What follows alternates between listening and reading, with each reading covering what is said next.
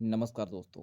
ब्रह्मांड की संक्षिप्त कहानी a brief history of time book summary में आपका बहुत बहुत स्वागत है। इस बुक के लेखक स्टीफन हॉकिंग से है और यह किताब ब्रह्मांड विज्ञान यानी कॉस्मोलॉजी, ब्लैक होल, समय यानी टाइम और सापेक्षता यानी रिलेटिविटी और क्वांटम भौतिकी यानी क्वांटम फिजिक्स पर आधारित है। ब्रह्मांड की संक्षिप्त कहानी विज्ञान की सबसे प्रसिद्ध पुस्तकों में से एक है, जिसमें स्टीफन हॉकिंग ने ब्रह्मांड के रहस्यों को सरल और रोचक तरीके से समझाने की कोशिश की है। हम यहाँ जानने की कोशिश करते हैं कि ब्रह्मांड कैसे बना, इसका अंत क्या होगा और इसमें हमारी भूमिका क्या होगी। यह पुस्तक ब्रह्मांड की उत्पत्ति, समय की प्रकृति, ब्लैक होल, क्वांटम सिद्धांत और आइंस्टाइन की सापेक्षता यानी रिलेटिविटी के सिद्धांतों को आम लोगों के लिए सरल भाषा में प्रस्तुत करती है। अध्याय 1, ब्रह्मांड की उत्पत्ति, the beginning of the universe. ब्रह्मांड की उत्पत्ति का सबसे प्रसिद्ध सिद्धांत बिग बैंग थ्योरी है। वैज्ञानिकों के अनुसार ब्रह्मांड लगभग 13.8 अरब साल पहले एक अत्यंत घने और गर्म बिंदु सिंगुलैरिटी से उत्पन्न हुआ। बिग बैंग के बाद ब्रह्मांड फैलने लगा और धीरे धीरे तारों, ग्रहों और आकाशगंगाओं का निर्माण हुआ। चलिए अब हम महत्वपूर्ण तथ्यों को समझते हैं। पहले यह माना जाता था कि ब्रह्मांड स्थिर है, लेकिन एडविन हबल ने 1929 में पाया कि ब्रह्मांड लगातार फैल रहा है। अगर ब्रह्मांड फैल रहा है तो इसका मतलब है कि कभी यह बहुत छोटा और घना रहा होगा। यही बिग बैंग का आधार है। याद रखिए, समय और स्थान की शुरुआत बिग बैंग से हुई थी। अध्याय 2, समय और सापेक्षता, टाइम एंड रिलेटिविटी। आइंस्टाइन के सामान्य सापेक्षता यानी जनरल रिलेटिविटी के सिद्धांत के अनुसार समय और स्थान यानी स्पेस और टाइम एक साथ जुड़े हुए हैं। समय स्थिर नहीं है, यह गुरुत्वाकर्षण यानी ग्रेविटी और वेग यानी स्पीड से प्रभावित होता है। यदि कोई वस्तु बहुत तेज गति से चले या बहुत अधिक गुरुत्वाकर्षण क्षेत्र में हो तो उसके लिए समय धीमा हो जाएगा। उदाहरण, यदि कोई अंतरिक्ष यात्री प्रकाश की गति के करीब यात्रा करता है और फिर धरती पर लौटता है तो वह देखेगा कि धरती पर ज्यादा समय बीत चुका है, जबकि उसके लिए समय धीरे गुजरा होगा। यही टाइम डायलेशन का सिद्धांत है। याद रखिए, समय एक स्थिर इकाई नहीं है, यह गुरुत्वाकर्षण और गति से बदल सकता है। अध्याय 3, ब्लैक होल का रहस्य। जब एक बहुत बड़ा तारा अपने जीवन के अंत में गुरुत्वाकर्षण यानी ग्रेविटी के कारण सिकुड़ जाता है तो वह एक ब्लैक होल बन जाता है। ब्लैक होल में गुरुत्वाकर्षण इतना शक्तिशाली होता है कि प्रकाश भी इससे बाहर नहीं निकल सकता। ब्लैक होल का किनारा इवेंट होरोजाइन कहलाता है, जिसके पार जाने के बाद कुछ भी वापस नहीं आ सकता। Hawking radiation. स्टीफन हॉकिंग ने सिद्ध किया कि ब्लैक होल धीरे धीरे ऊर्जा विकीर्ण यानी रेडिएट करके लुप्त हो सकते हैं। अब बात करते हैं ब्लैक होल क्यों महत्वपूर्ण है। ये ब्रह्मांड के सबसे रहस्यमय पिंडों में से एक है।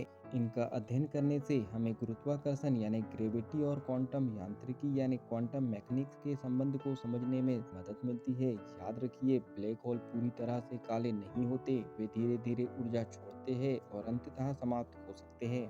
अध्याय 4, ब्रह्मांड का भविष्य, the fate of the universe. ब्रह्मांड लगातार फैल रहा है, लेकिन वैज्ञानिक यह नहीं जानते कि यह हमेशा फैलता रहेगा या एक दिन सिकुड़ने लगेगा। दो संभावनाएं हैं।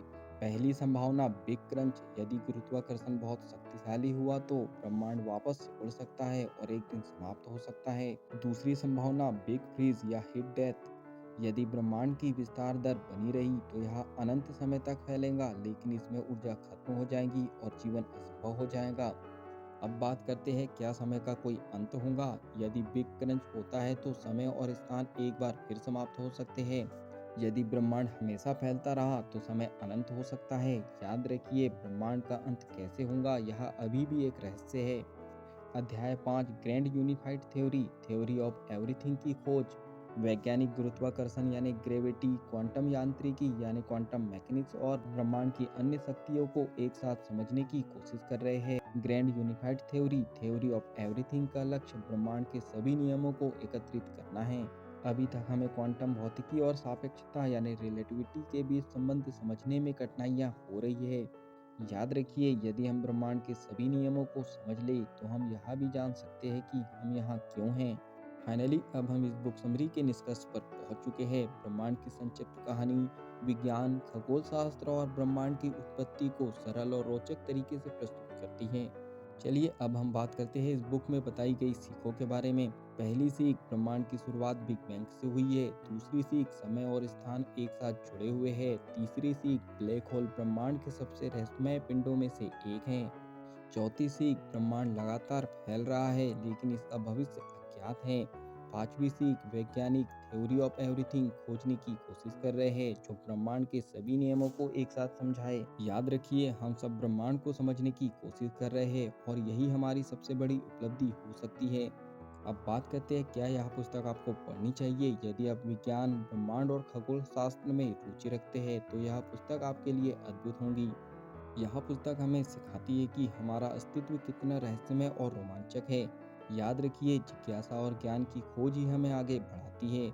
अगर इस बुक समरी से आपने कुछ भी रहस्यमय सीखा हो और इस बुक को आप विस्तार से पढ़ना चाहते हो तो नीचे डिस्क्रिप्शन में लिंक दी गई है, आप जाके बुक खरीद सकते हैं और पूरी पढ़ सकते हैं।